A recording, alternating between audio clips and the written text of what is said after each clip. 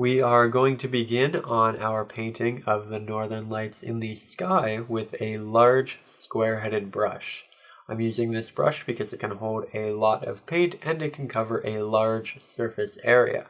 I'm beginning with a pure black, adding a little bit of blue, which is barely noticeable, but it acts as a fantastic transition for the color we're applying now. This is the base of our sky, and it is a mixture of primary blue and titanium white. I'm predominantly mixing the two colors very quickly with a horizontal stroke, but will occasionally mix in an X-shaped pattern just to ensure that we don't get too much of a streaky aesthetic. The sky is now turning quite dark, which is fantastic because it means that our northern lights will really pop and show up in contrast with what's already down. So once that's finished, I'm going to switch this brush for a liner brush, add a lot of water, a little bit of titanium white, peel back the bristles, and launch the paint at the canvas. This is a fantastic way to render a myriad of stars or even a lot of snow. It just gets a lot of inconsistent dots on the canvas, and inconsistencies are incredibly important in landscapes because no two things should ever look the same, no two mountains and no two trees. This is something that's going to make your painting look a lot more interesting and less man-made.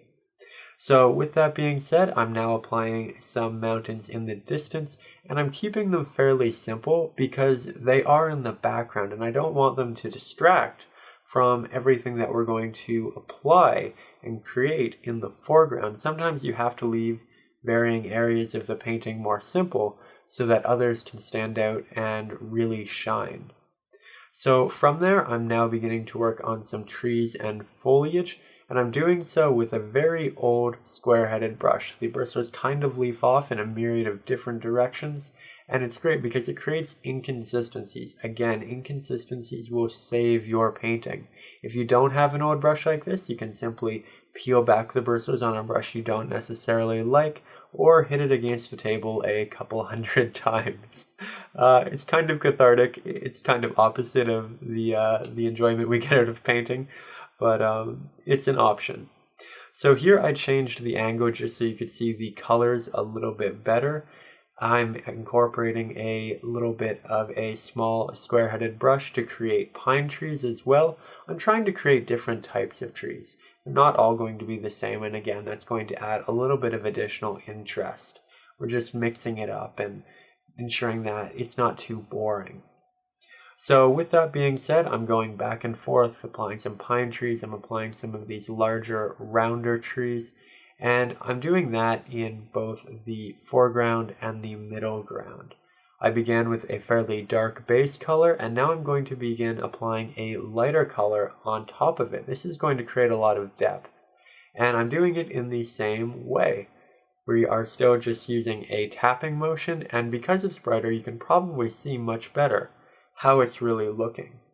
So here you can see that I'm trying to get the paint to be a lot softer in the background. I want the background to be much more subdued, and you can do that by just applying less pressure with your brush.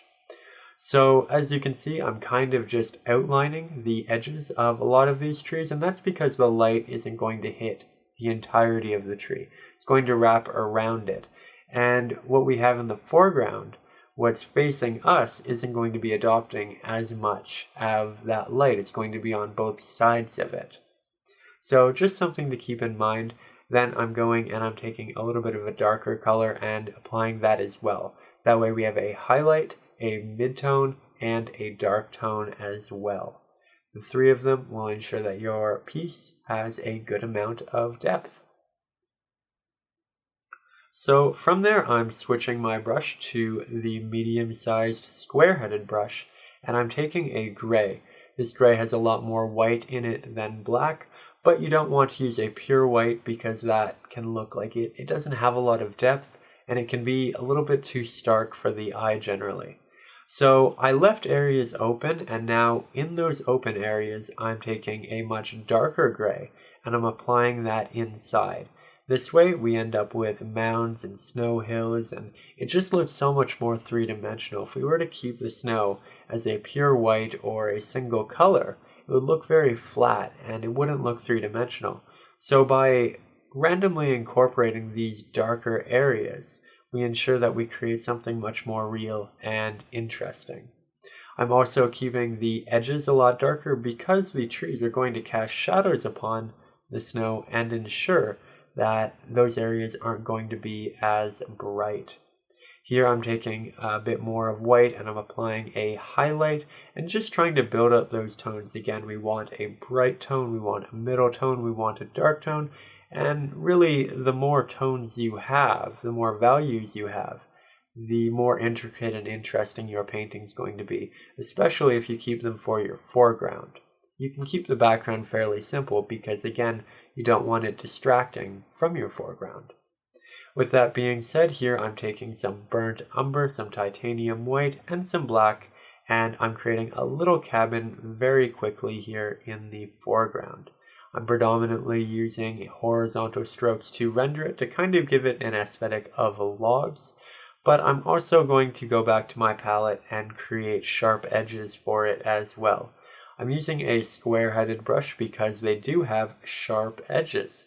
They are very clean, they are very exact, and they are fantastic for rendering detail and drawing. Generally, people like to use liner brushes for this sort of thing, but liner brushes have feathered edges, and they don't always render the sharpest edge.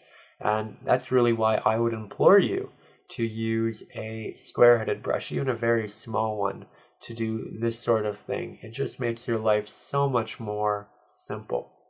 I'm then adding some snow to the top of our cabin, and I'm keeping it very, very bright, almost on the same level as the snow. I'm adding a little bit down into the snow just to ensure that it's cohesive and I'm incorporating the same value. And then taking my very small square-headed brush, I'm applying windows to our painting. And what do windows do with light? They cast light. So I'm applying some of that to the snow as well. You can see that snow is reflective and it should adopt these colors. And it shouldn't just adopt it on the floor, but also on the snow covering the roof. So keep that in mind. It's an extra way to add a lot of warmth to your painting and additional detail. Then with the same brush, I'm adding a door with a similar mixture to the cabin, but with a little bit more black. So you're probably wondering, where are northern lights? Well, we needed to let the sky dry in its entirety first. That way the colors didn't all blend together. We want our northern lights to be bright and not mixed with a lot of black. So I begin by applying a single sharp line of paint, and then I go back down and I drag the paint upwards. As I drag upwards, I slowly relieve pressure on the brush, and I get this kind of gradient from this very stark, bright, beautiful color into this transition into the sky. As you can see, we have all of these wonderful little lines, and it's really, really beautiful. So just make sure that as you pull upwards, you are applying less and less pressure, and that's going to create that gradient for you. The first mixture I used was a mixture of green. Here I'm using a mixture of pink, and by incorporating more than one color, you can make it much more interesting. You can have a lot of fun with this. As you can see here again, I'm creating a single line, then I'm dragging that paint back upwards with my medium-sized square-headed brush.